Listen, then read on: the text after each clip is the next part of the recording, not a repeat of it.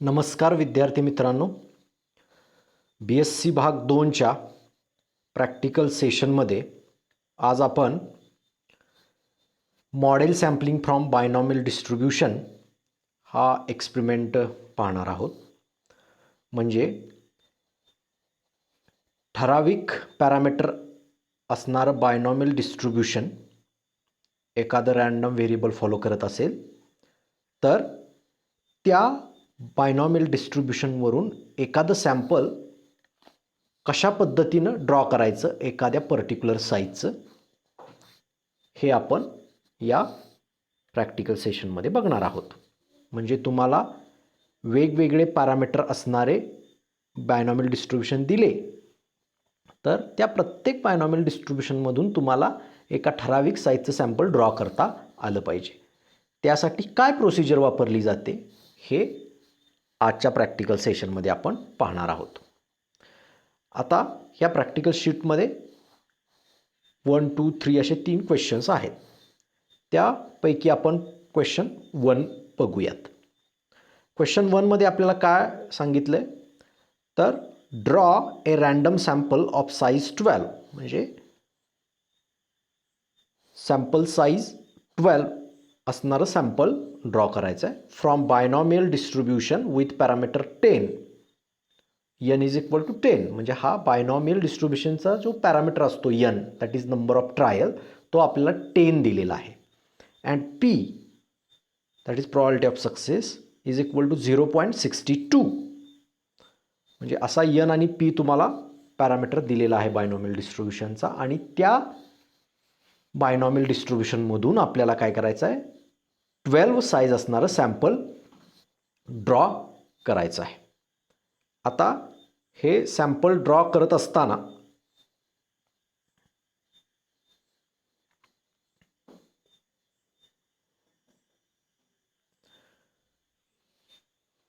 आपण sample draw केल्यानंतर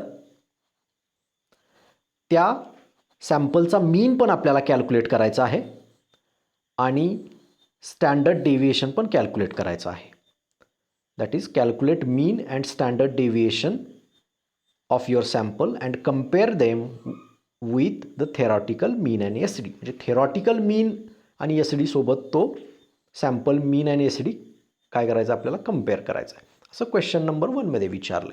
तर क्वेश्चन नंबर 1 सारखाच क्वेश्चन नंबर 2 आहे. क्वेश्चन नंबर 2मध्ये सुद्धा आपल्याला काय करायचं आहे, साईज 14चं सॅम्पल ड्रॉ करायचं आहे from binomial distribution with parameter इथं फक्त वेगळे आहेत. n इज इक्वल टू 12 आहे आणि p इज इक्वल टू 0.438 असं आहे.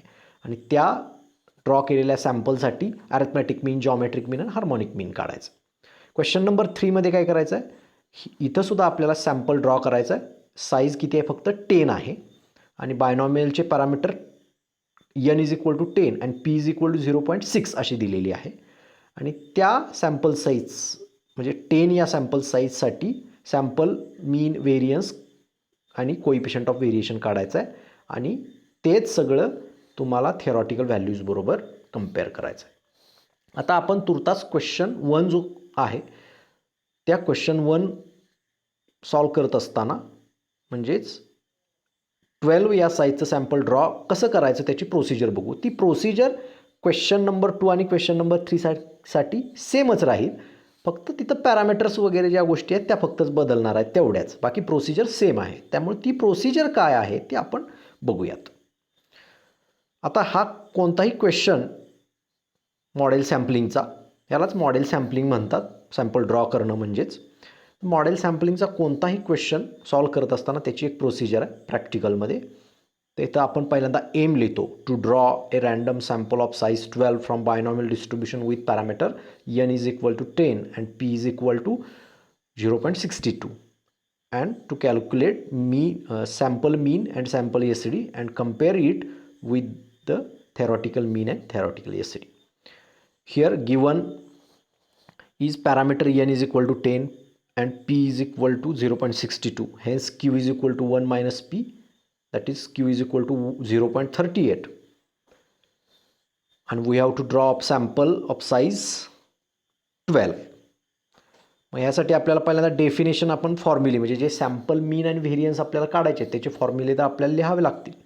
आणि बायनॉमियलची डेफिनेशन काय असते तर a discrete random variable X is said to follow a binomial distribution with parameter n and p if its PMF is given by probability of x capital X takes value small x is equal to ncx p raised to x q raised to n minus x.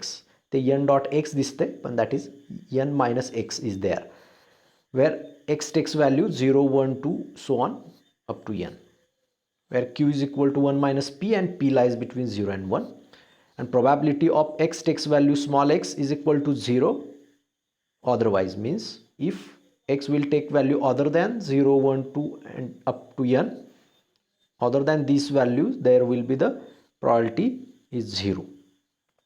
Formula of sample mean is equal to x bar and that is 1 upon n. Here n is sample number of sample values, n will be the 12 for this question.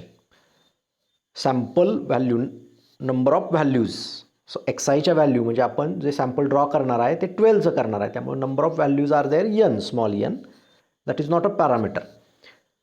So 1 by n summation xi आणि sample ESD is square root 1 by n summation xi square minus x bar square. These are the sample mean and ESD. नाव theoretical mean and ESD are, theoretical mean is n into p and theoretical ESD is square root npq. This square root is positive square root. Also to find the probabilities from recurrence relation we need some values that are probability of x equal to 0 that is q raised to n. So probability of x equal to 0 is 0.38 raised to 10. So probability of 0 is equal to 0.0004 times 6278. So probability of x equal to 0 is 0.406278. And to find the probabilities of x equal to 1, x equal to 2 using recurrence relation we need another term is p upon q. Therefore 0.62 upon 0.38 is equal to 1.6315. So procedure of finding a sample from a binomial distribution is quite simple. आपल्याला पहिल्यांदा काय करावं लागतं, पहिल्यांदा properties काढून घ्याव्या लागतात आपल्या दिलेल्या बायनॉमियल डिस्ट्रीब्युशनच्या पॅरामीटरचा वापर करून. त्या प्रॉपर्टी कशासाठी लागतात तर त्या प्रोबॅबिलिटींवरून आपल्याला काय करायचं असतं डिस्ट्रीब्युशन फंक्शन कॅल्क्युलेट करायचं असतं. ते डिस्ट्रीब्युशन फंक्शन तोपर्यंत आपल्याला कॅल्क्युलेट करावं लागतं जोपर्यंत त्याची व्हॅल्यू 1 येत नाही किंवा 0.9999 येत नाही तोपर्यंत आपल्याला ते कॅल्क्युलेट करावं लागतं. आणि मग डिस्ट्रीब्युशन फंक्शन 1 येईपर्यंत जेवढ्या आपल्याला प्रोबॅबिलिटींची आवश्यकता आहे त्या सगळ्या व्हॅल्यूंच्या प्रॉपर्टी आपल्याला काढाव्या लागतात आणि मग आपण पुढची प्रोसिजर करतो. मग त्यासाठी आपल्याला प्रॉपर्टी काढाव्या लागतात आणि त्या प्रॉपर्टी आपण एकतर रिकरन्स रिलेशन वापरून काढू शकतो किंवा डायरेक्ट PMF वापरून सुद्धा काढू शकतो. इथं प्रॉपर्टीज बघा दिलेली आहेत. रिकरन्स रिलेशनचा वापर करून त्या प्रॉपर्टीज काढलेल्या आहेत. इथं तुम्ही बघू शकता ऑब्झर्वेशन टेबलमध्ये एक्स म्हणजे व्हॅल्यूज तुमच्या binomial distribution 0 1 2 up to n पर्यंत व्हॅल्यू घेतं. n is number of trials here. So number of trials आपल्या 10 आहेत इथं दिलेल्या. सो 0 1 अप टू 10 पर्यंत त्या नंबर ऑफ ट्रायल्स ज्या दिलेल्या आहेत तिथपर्यंत आपण त्या व्हॅल्यू घेणार आहोत आणि त्याचा रिकरन्स रिलेशन जे असतं ते रिकरन्स रिलेशनसाठी ज्या गोष्टी लागतात त्या आपण इथं दुसऱ्या आणि तिसऱ्या कॉलममध्ये काढलेले आहेत. किंवा डायरेक्ट तुम्ही NCx p raise to x q raise to n minus एक्सचा वापर करून सुद्धा काय करू शकता प्रॉपर्टी डायरेक्ट काढू शकता. इथं आपण काय केलेलं आहे पहिल्यांदा व्हॅल्यूज काढून घेतलेल्या आहेत रिकरन्स रिलेशनसाठी लागणाऱ्या. म्हणजे तुमचं रिकरन्स रिलेशन पुढच्या सक्सेसिव्ह प्रॉपर्टी काढायची असेल तर मागच्या प्रॉपर्टीला कुठल्या टर्मनं मल्टिप्लाय करायला पाहिजे तर ती टर्म इथं जी तिसऱ्या कॉलममध्ये दिलेली आहे ती टर्म आहे. इथं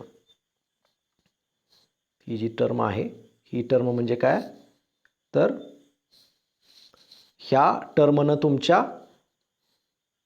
अगोदरच्या प्रॉपर्टीला मल्टिप्लाय केलं की तुम्हाला पुढची प्रॉपर्टी मिळते. म्हणजे probability of x is equal to 0 ही आपल्याला मिळालेली आहे त्या प्रॉपर्टीला ह्या टर्मनं मल्टिप्लाय केलं तर property of X equal to 1 मिळते.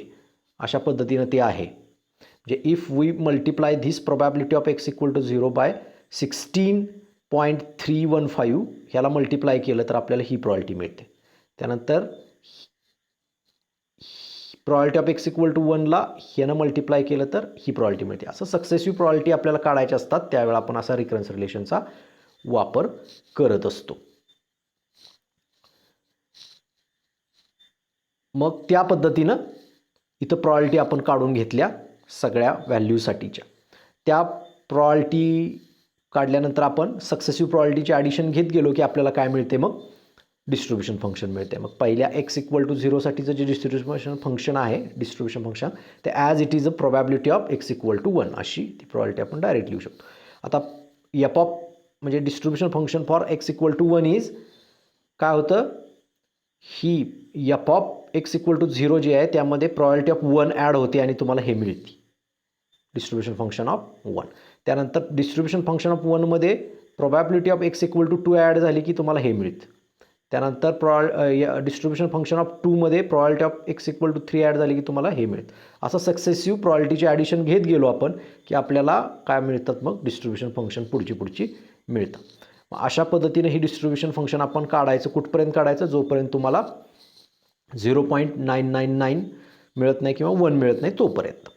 आता हे काढून झाल्यानंतर आपल्याला काय लागतात, मग रँडम प्रॉपर्टीज किंवा रँडम नंबर लागतात. ते रँडम नंबर तुम्ही स्टॅटिस्टिकल टेबलवरून घेऊ शकता, कोणतेही सिरियली. जेवढ्या साईजचा आपल्याला सॅम्पल काढायचा आहे तेवढेच रँडम नंबर आपण वापरतो. किंवा तुमच्या कॅल्सीवरून सुद्धा तुम्ही ते जनरेट करतात.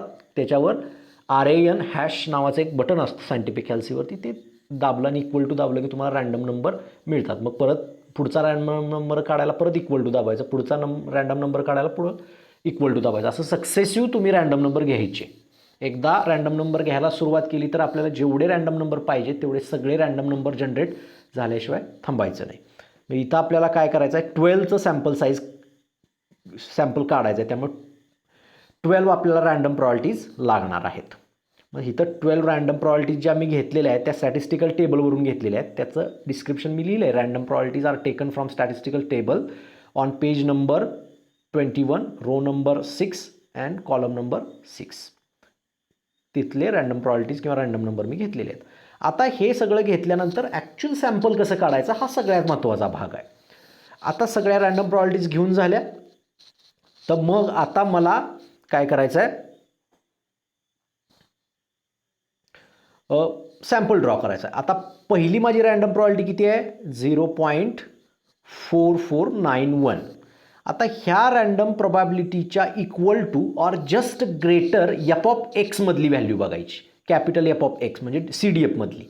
आता 0.4491च्या इक्वल टू तर नाही आहे, पण जस्ट ग्रेटर व्हॅल्यू आहे. कोणती आहे तर 0.6560. ही 0.4491च्या जस्ट ग्रेटर लगेच मिळणारी मोठी व्हॅल्यू एफ ऑफ एक्सची कुठली आहे तर 0.5660 अशी आहे. आणि त्याची करस्पॉन्डिंग व्हॅल्यू ऑफ व्हेरिएबल किती आहे इकडं बघा, 6 आहे. So 6 is our first random sample value, पहिली सॅम्पल व्हॅल्यू आपली. ओके. आता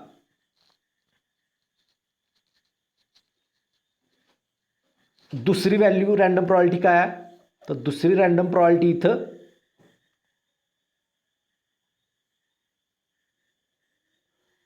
दुसरी रँडम प्रॉपर्टी तुम्ही इथं बघू शकता काय, 0.3730. आता 0.3730च्या इक्वल टू किंवा जस्ट ग्रेटर एफ ऑफ एक्समधली व्हॅल्यू कुठली आहे तर परत कुठली आहे 0.5660 हीच आहे. जस्ट ग्रेटर इक्वल टू नाही आहे त्याच्या, सो जस्ट ग्रेटर तीच आहे. त्यामुळे त्याची corresponding value of variable is again 6. So our second sample value is again 6. अशा पद्धतीनं ते होत जाते. नेक्स्ट तिसरी रँडम प्रोबॅबिलिटी कुठली आहे तर 0.7520. त्याच्या इक्वल टू असेल तर ठीक, नाही तर जस्ट ग्रेटर व्हॅल्यू बघायची कुठली F of X C D एफमधली. ती किती आहे तर बघा इक्वल टू नाही आहे, जस्ट ग्रेटर कुठली आहे तर ही आहे 0.7977. बरोबर, ही व्हॅल्यू आहे. मग त्याची corresponding value of variable is 7. So 7 is our next sample value. अशा पद्धतीनं हे सॅम्पल ड्रॉ करायचं असतं. अशा प्रत्येक रँडम प्रोबॅबिलिटी बघायची. आता आपण कुठपर्यंत बघितली, इथपर्यंत बघितली 0.7. नंतर नेक्स्ट 0.65साठी बघायची, त्याच्या इक्वल टू असेल तर ठीक, नाही तर जस्ट ग्रेटर एफ ऑफ एक्समधली व्हॅल्यू बघायची. ती परत 0.7977 आहे, मग त्याचा करस्पॉन्डिंग परत 7च व्हॅल्यू आहे. So again 7 is here. अशा पद्धतीनं काय करतो आपण, ही रँडम सॅम्पल बघत जातो आणि प्रत्येक व्हॅल्यूसाठी परत आधी रँडम प्रोबॅबिलिटी बघायची, त्याच्या equal to or just greater F of एक्समधली व्हॅल्यू बघायची आणि त्या एफ ऑफ एक्समधल्या व्हॅल्यूच्या करस्पॉन्डिंग व्हॅल्यू ऑफ एक्स बघायची. ती म्हणजे तुमचा रँडम सॅम्पल असणार आहे. अशा पद्धतीने ही प्रोसिजर आहे रँडम सॅम्पल काढायची. एकदा का रँडम सॅम्पल तुम्ही काढला की मग त्यासाठी ज्या सॅम्पल मीन आणि सॅम्पल व्हेरियन्स वगैरे जे काय काढायचं असेल त्या सॅम्पलसाठी तुम्ही ते काढू शकता. मग आता इथं आपल्याला सॅम्पल व्हेरियन्स काढायचा आहे, सॅम्पल मीन काढायचा आहे किंवा सॅम्पल एस डी काढायचा आहे. तर सॅम्पल मीनसाठी लागणारा समेशन एक्स आहे. काय करणार आपण, सॅम्पल व्हॅल्यूची बेरीज घेणार, दॅट इज किती आहे 79. आणि एस डी काढण्यासाठी समेशन एक्स आय स्क्वेअर लागतो. तर त्या प्रत्येक एक्समधल्या प्रत्येक व्हॅल्यूचा स्क्वेअर घेतला आहे आपण लास्ट कॉलममध्ये आणि त्याची सम घेतली आहे 537. अशा पद्धतीनं समेशन एक्स आय स्क्वेअर मिळतो. मग त्या समेशन एक्स आयचा स्क्वेअरचा उपयोग आपण एस डी काढताना करतो आणि समेशन एक्सचा उपयोग मीन काढताना करतो. तो इथं केला आहे बघा कॅल्क्युलेशनमध्ये. So mean is equal to X bar is equal to 1/12. आता 12 का तर number of sample values are 12. Sample value किती आहेत आपल्या 12 आहेत, 12 आहेत. यन मगाशी जो दिला होता तो पॅरामीटर होता नंबर ऑफ ट्रायल्स डिस्ट्रीब्युशनचा. पण इथं आपण काय करतोय, सॅम्पल मीन काढतोय. त्यामुळे तिथं सॅम्पल मीन काढताना sum of all sample values divided by number of sample values. तर नंबर ऑफ सॅम्पल व्हॅल्यूज आपल्या 12 आहेत. So summation X I divide by 12. So 79 divide by 12 that is X bar is equal to 6.58. In this way we can find standard deviation also. Sigma is equal to positive square root of 1/12 summation xi square minus x bar square. Summation xi square ची value किती आहे 537. ती put केली, solve केलं तर आपल्याला S D किती मिळतोय 1.2056. अशा पद्धतीनं आपण थेरॉटिकल मीन काढणार. थेरॉटिकल मीनची व्हॅल्यू आपल्याला माहिती आहे किती आहे n into P. So n is here parameter and parameter is given that is 10. So 10 into 0.62. So theoretical mean is 6.2. Theoretical ACD is positive square root of NPQ. So theoretical ACD will be the 1.5349. अशा पद्धतीने आपल्याला काय मिळेल, theoretical ACD मिळेल. So तुम्ही जर compare केलं तर तुम्हाला लक्षात येईल की तुमचा theoretical mean हा लहान आहे तुमच्या सॅम्पल मीनपेक्षा. थेरॉटिकल मीन 6.2 आहे आणि सॅम्पल मीन आहे 6.5. So theoretical mean is less than sample mean and your theoretical S D is greater than sample S D. अशा पद्धतीने तुम्ही कंपॅरिझन किंवा कन्क्लुजन लिहू शकता. ओके, या पद्धतीनं तुम्ही काय करू शकता, कोणतंही तुम्हाला